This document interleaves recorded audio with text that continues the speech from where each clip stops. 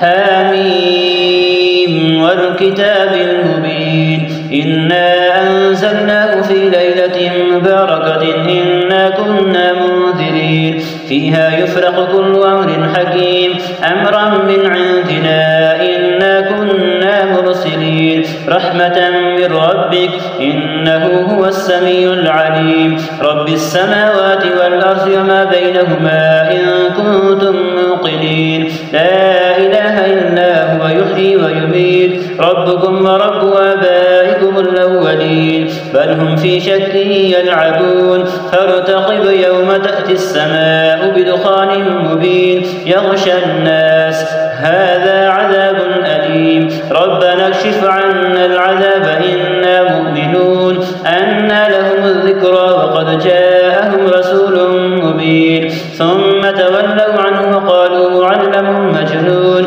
إنا كاشف العذاب قليلا إنكم عائدون يوم نبطش البطشة الكبرى إنا منتقمون ولقد فتنا قبلهم قوم فرعون وجاءهم رسول كريم أن أدوا إلي عباد الله إني لكم رسول أمين وأن لا تعلوا على الله إني آتيكم بسلطان مبين وإني عزت بربي وربكم أن ترجمون وإن لم تؤمنوا لي فاعتزلون فدعا ربه أن هؤلاء قوم مجرمون فأسر بعبادي ليلا إنكم متبعون واترك البحر رهوا إنهم جند مخرقون كم تركوا من جنات وعيون وزروع ومقام كريم ونعمة كانوا فيها فاكهين كذلك وأورثناها قوما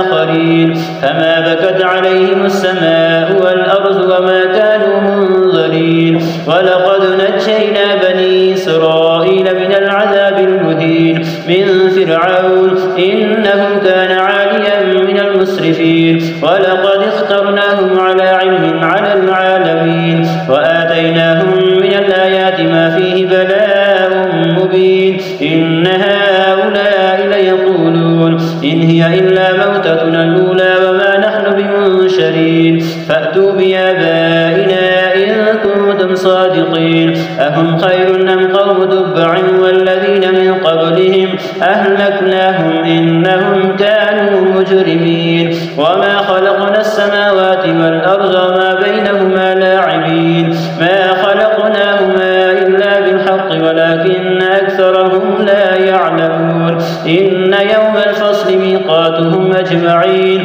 يوم لا يغني مولى عن مولى شيئا ولا هم ينصرون إلا من رحم الله إنه هو العزيز الرحيم إن شجرة الزقوم طعام الأثيم كالمهل يغلي في البطون كغلي الحميم خذوه فاعتلوه إلى سواء الجحيم ثم صبوا فوق رأسه من عذاب الحميم ذق إنك أنت العزيز الكريم إن هذا ما كنتم به تمترون إن المتقين في مقام أمين في جنات وعيون يلبسون من سندس واستبرق متقابلين كذلك وزوجناهم بحور عين يدعون فيها بكل فاكهة